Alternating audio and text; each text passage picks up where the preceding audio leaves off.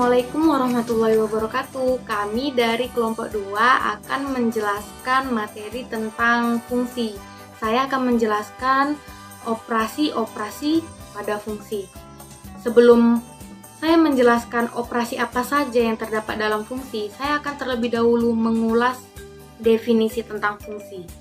Jadi, fungsi itu dapat didefinisikan pemetaan setiap anggota sebuah himpunan kepada anggota himpunan yang lain, atau fungsi ini dapat kita ilustrasikan ke dalam bagaimana sih sebuah mesin itu bekerja. Jadi sebuah mesin bekerja itu akan diberi input, kemudian diproses di dalam mesin. Nah, hasil dari pemrosesannya itulah yang dikatakan output.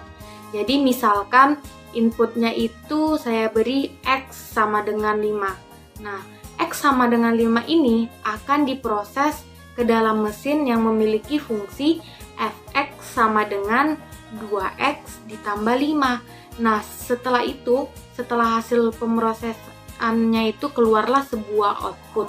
Outputnya adalah 15. Kenapa 15? Karena kita akan substitusikan X sama dengan 5 ke dalam suatu fungsi yang ada di dalam mesin, yaitu 2 dikali 5 ditambah 5 sama dengan 15. Dapat kita tuliskan ke dalam bentuk seperti ini. Fungsi ini dapat dibaca fungsi f memetakan x ke 2x ditambah 5, atau bentuk ekuivalen dari fx sama dengan 2x ditambah 5 adalah y sama dengan 2x ditambah 5. Jadi dapat kita ketahui y itu sama dengan fx, yang berarti bahwa y adalah fungsi dari x. Dalam hal tersebut, nilai y pasti bergantung dengan nilai x. Yang berikutnya yaitu adalah operasi-operasi yang ada pada fungsi. Operasi-operasi mengenai fungsi ada 4. Ada penjumlahan, pengurangan, perkalian, dan pembagian seperti yang sudah saya tampilkan di layar. Nah, jadi untuk operasi penjumlahan itu F ditambah GX akan sama dengan Fx ditambah GX. Begitu juga dengan pengurangan. F dikurang GX itu akan sama dengan Fx dikurang GX. Begitu juga untuk perkalian dan pembagian. Sebagai contoh, saya ambil nilai Fx-nya itu adalah X ditambah 3, sedangkan nilai GX-nya itu adalah X kuadrat kurang 9. Apa yang mau kita cari? Yang kita cari pertama adalah penjumlahan fungsi. Nah, rumus penjumlahan fungsi itu F ditambah GX sama dengan Fx ditambah GX. Tinggal kita substitusikan aja fungsinya ke dalam rumus. Fungsi fx itu kan x tambah 3 ditambah fungsi gx x kuadrat dikurang 9. Setelah kita substitusikan, maka akan kita operasikan. Suku-suku yang sejenis itu dapat kita operasikan. Nah, dapatlah hasil akhirnya itu x kuadrat ditambah x dikurang 6. Untuk latihan, maka coba kerjakan bagian pengurangan, perkalian, dan pembagian. Oke. Membahas tentang fungsi komposisi. Jadi di dalam fungsi komposisi ini terdapat 3 bagian. Yang pertama adalah domain fungsi komposisi, yang kedua ring fungsi komposisi, dan yang ketiga adalah sifat fungsi komposisi. Jadi pengertian fungsi komposisi adalah penggabungan dari 2 fungsi, yaitu fungsi fx dan fungsi gx yang bisa menghasilkan fungsi baru. Seperti yang telah saya uraikan, bahwa operasi fungsi komposisi tersebut bisa dinotasikan dengan penggunaan huruf ataupun simbol, di mana simbol tersebut bisa kita baca sebagai komposisi ataupun bundaran. Jadi fungsi baru inilah yang bisa kita terbentuk dari fungsi fx dan gx, yaitu yang pertama fungsi f bundaran G kali X yang berarti G dimasukkan ke dalam F. Dan yang kedua, G bundaran F kali X yang berarti F dimasukkan ke dalam G. Jadi di dalam fungsi komposisi ini juga terdapat yang namanya fungsi tunggal. Apa itu fungsi tunggal? Fungsi tunggal adalah fungsi yang dapat dinotasikan dengan penggunaan huruf F O G atau dapat dibaca dengan F bundaran G. Lalu fungsi FOG kali X sama dengan FG kali X yang dipetakan menjadi fungsi G kali X. Jadi dikomposisikan sebagai fungsi F kali X. Sementara itu, G bundaran F sehingga G merupakan fungsi F yang diselesaikan terlebih dahulu dari fungsi G. Dapat kita perhatikan melalui gambar di samping, apabila F dipetakan ke A, ke B ditentukan dengan menggunakan rumus Y sama dengan F kali X. Dan apabila B dipetakan ke C ditentukan dengan menggunakan rumus Y sama dengan G kali X, sehingga akan diperoleh hasil fungsi G dan F, yaitu Hx sama dengan G komposisi F kali X sama dengan G kali F kali X. Dari definisi di samping, maka bisa kita simpulkan jika fungsi yang melibatkan fungsi F dan G bisa kita tulis sebagai berikut ini. G bundaran F kali X sama dengan G kali F kali X, ataupun F bundaran G kali X sama dengan F kali G kali X. Selanjutnya saya akan membahas tentang sifat-sifat fungsi komposisi. Jadi adapun beberapa sifat dari fungsi komposisi, yaitu apabila fungsi A dipetakan ke B dan fungsi G, B dipetakan ke C dan C dipetakan ke D, maka akan berlaku beberapa sifat seperti ini. Jadi yang pertama, F bundaran G kali X tidak sama dengan G bundaran F kali X, maka itu tidak berlaku karena bersifat komutatif. Yang kedua, F bundaran G bundaran H kali X sama dengan F bundaran G dikali bundaran H kali X, akan bersifat asosiatif. Dan yang ketiga, apabila fungsi identitas yaitu X, maka akan berlaku F bundaran identitas kali X sama dengan identitas bundaran F kali X sama dengan Fx. Jadi seperti itulah sifat-sifat dari fungsi komposisi.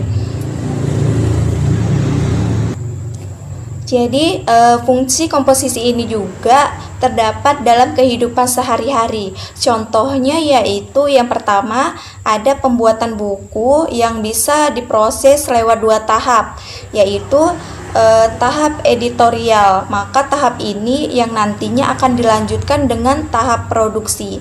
Yang kedua, di dalam tahap editorial ini naskah akan kemudian diedit serta di-layout menjadi file yang siap untuk dicetak. Berikutnya, file diolah dalam tahap produksi mencetaknya supaya menjadi sebuah buku. Yang terakhir, proses pembuatan buku ini juga menggunakan penerapan dari algoritma fungsi komposisi. Jadi untuk kehidupan yang lainnya bisa kita terapkan dalam daur ulang logam.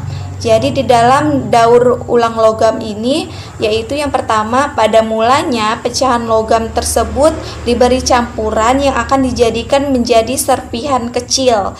Kemudian drum magnetik yang terdapat di dalam mesin menyisihkan logam magnetik yang memuat unsur base. Lalu sisa dari pecahan logam tersebut dikeruk dan kemudian dipisahkan. Sementara untuk serpihan besi akan dileburkan menjadi baja baru. Proses pendauran ulang logam tersebut menerapkan fungsi dari komposisi. Gimana, mudah kan? Halo sobat, perkenalkan nama saya Dewi Sri Anissa. Saya akan melanjutkan penjelasan tentang fungsi. Nah, saya akan menjelaskan apa sih fungsi inverse itu. Fungsi inverse terjadi sebab adanya sebuah fungsi yang dinotasikan dengan fx serta memiliki relasi pada setiap himpunan A ke setiap himpunan B, sehingga akan menjadi sebuah fungsi inverse yang dinotasikan dengan f pangkat min 1x yang tak lain mempunyai relasi himpunan B ke setiap himpunan A, sehingga daerah asal atau domain fx menjadi daerah kawan atau kodomain. Fungsi inverse atau yang juga biasa kita kenal dengan fungsi kebalikan adalah sebuah fungsi yang berkebalikan dari fungsi asalnya. Nah, sebuah fungsi f mempunyai fungsi inverse atau kebalikan f pangkat min 1 jika f adalah fungsi satu-satu dan fungsi pada bijektif. Hubungan tersebut bisa dinyatakan seperti berikut ini. Nah, teman-teman bisa lihat nih, gimana penulisan notasinya. Simpelnya, fungsi bijektif berlangsung pada saat jumlah anggota domain sama dengan jumlah anggota kodomainnya. Jadi, tidak terdapat dua atau lebih domain berbeda dipetakan ke kodomain yang sama, serta pada setiap kodomain mempunyai pasangan di domainnya. Jadi, teman-teman bisa perhatikan gambar di samping ini.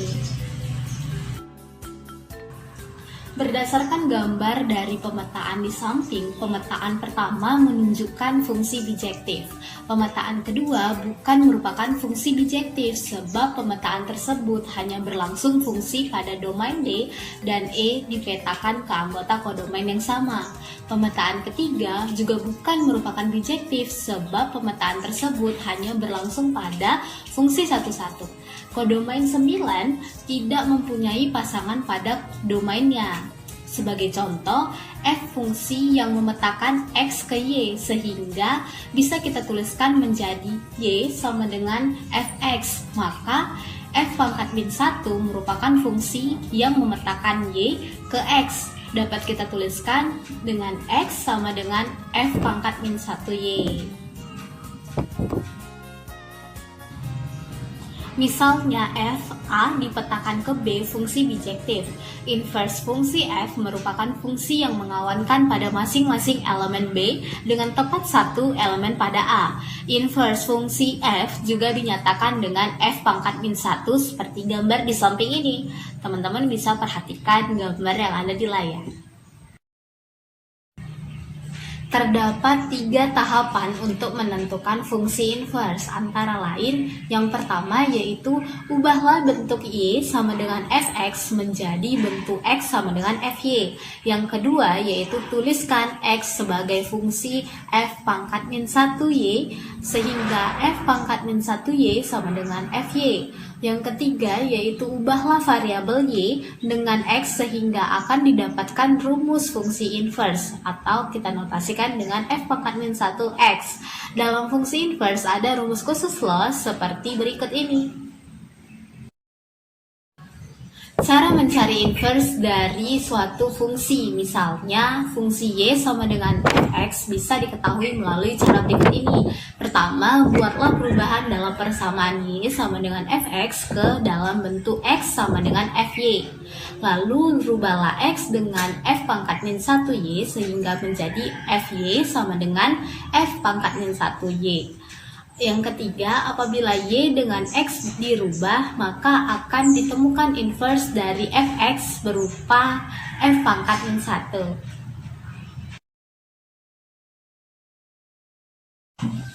Nah sobat, setelah kita mempelajari tentang fungsi inverse, kita juga harus tahu bahwa fungsi inverse ini juga dapat digunakan dalam kehidupan sehari-hari kita loh.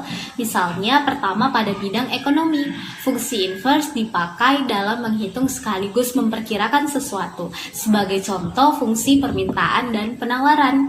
Yang kedua pada bidang kimia, fungsi inverse digunakan dalam menentukan waktu peluruhan dari suatu unsur. Yang ketiga yaitu pada bidang geografi dan sosiologi.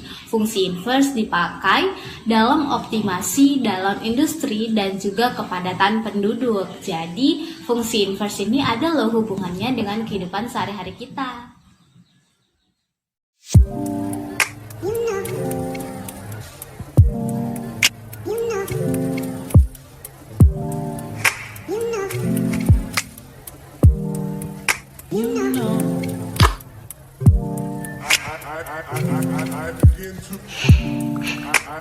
I begin to